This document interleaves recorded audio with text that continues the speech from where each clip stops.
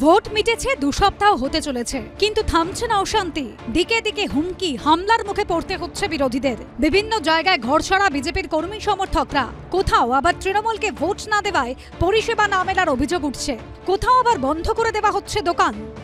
এই পরিস্থিতিতে ভোট পরবর্তী হিংসার অভিযোগ খতিয়ে দেখতে রাজ্যে এলো বিজেপির কেন্দ্রীয় টিম। এই যে কার্যকর্তারা বাড়িতে ঢুকতে পারছে না, কার্যালয়ে এসে থাকতে হচ্ছে, এই অবস্থা, তাদের সঙ্গে দেখা করব। আর তারপর কালকে সকালে বেরিয়ে আমরা বাগডোগরা হয়ে কুচবিহারে যাব। বিজেপি সর্বভারতীয় সভাপতি জেপি নাড্ডার তৈরি করে দেওয়া 4 সদস্যের কেন্দ্রীয় দলে রয়েছেন ত্রিপুরার প্রাক্তন মুখ্যমন্ত্রী এবং বিজেপি সাংসদ বিপ্লব দেব। কেন্দ্রীয় দলের বাকি 3 জন প্রাক্তন কেন্দ্রীয় আইনমন্ত্রী এবং বিজেপি সাংসদ রবিশঙ্কর প্রসাদ, উত্তরপ্রদেশের প্রাক্তন ডিজিপি এবং রাজ্যসভার সাংসদ ব্রিজলাল এবং বিজেপি সাংসদ কবিতা পাতিদার। বিজেপির যে তথাকথিত হিংসা দেখতে নাকি কেন্দ্রের টিম, সেই টিমের নেতৃত্বে বিপ্লব দেব, ত্রিপুরার প্রাক্তন মুখ্যমন্ত্রী। বিপ্লব দেব তো সন্ত্রাসের সিম্বল।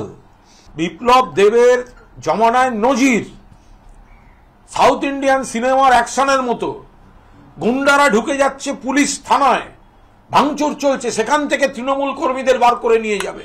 সেই বিপ্লব দেব আসছে এখানে হিংসা দেখতে। কেন্দ্রীয় দলের প্রতিনিধিদের সঙ্গে সমন্বয় রক্ষা করতে রাজ্য বিজেপির তরফেও 6 জনের একটি দল গঠন করা হয়েছে। সেখানে রয়েছেন রাজ্য সাধারণ সম্পাদক এবং বিধায়ক অগ্নিমিত্র পাল, আলিপুরদুয়ারের জেলা সভাপতি এবং সাংসদ মনোজ টিগ্গা, কোচবিহারের জেলা সভাপতি এবং বিধায়ক সুকুমার রায়, উত্তর কলকাতার জেলা সভাপতি তমগ্ন ঘোষ, মহিলা মোর্চার রাজ্য সভানেত্রী ফাল্গুনী পাত্র এবং রাজ্য লিগাল সেলের সহ আহ্বায়ক তরুণ জ্যোতি তিওয়ারি। এদিকে পূর্ব পরিকল্পনা অনুযায়ী সোমবার ডায়মন্ড হারবার, জয়নগর এবং মঙ্গলবার কোচবিহারে গিয়ে ঘরছাড়াদের সঙ্গে দেখা করার কথা ছিল বিজেপির কেন্দ্রীয় টিমের, কিন্তু সূত্রের খবর সোমবার ঈদ থাকায় সেই কর্মসূচিতে বদল আনা হয়েছে। সোমবারই কোচবিহারে চলে যেতে পারেন বিপ্লব দেবরা, মঙ্গলবার ডায়মন্ড হারবার এবং জয়নগর যেতে পারেন তাঁরা। আমরা অনুরোধ করব যে আপনারা গ্রামে যান, গ্রামের মানুষের কাছে শুনুন যে কে কে অত্যাচারিত হয়ে, কার উপর অত্যাচার হয়েছে, কাকে মারধর করা হয়েছে, তার বাড়িঘর ভাঙা হয়েছে, তার ফলে তারা বাড়ি ছেড়ে চলে গেছে। এইরকম যদি কোনো কেস পান তাহলে আমি বলবো যে আমাদের কাছে বলার দরকার নেই, অন্তত এসপি ডিএমকে বলুন, তারা অবশ্যই ব্যবস্থা নেবেন। রাজনৈতিক উদ্দেশ্য সারা দেশে একটা দেখাবার চেষ্টা যে আমাদের উপর অত্যাচার হচ্ছে, জুলুম হচ্ছে। আমাদের কর্মীদের প্রশাসনের উপর এখনো কোনো ভরসা নেই। বিশেষ করে আমাদের কর্মীরা ঘরে ফিরতে অত্যন্ত ভয় পাচ্ছে এই জন্য, কারণ সব জায়গাতে তাদেরকে হুমকি দেওয়া হয়েছে যে কেন্দ্রীয় বাহিনী চলে যাওয়ার পর তাদের ব্যবস্থা হবে, এই কথা বলা হচ্ছে।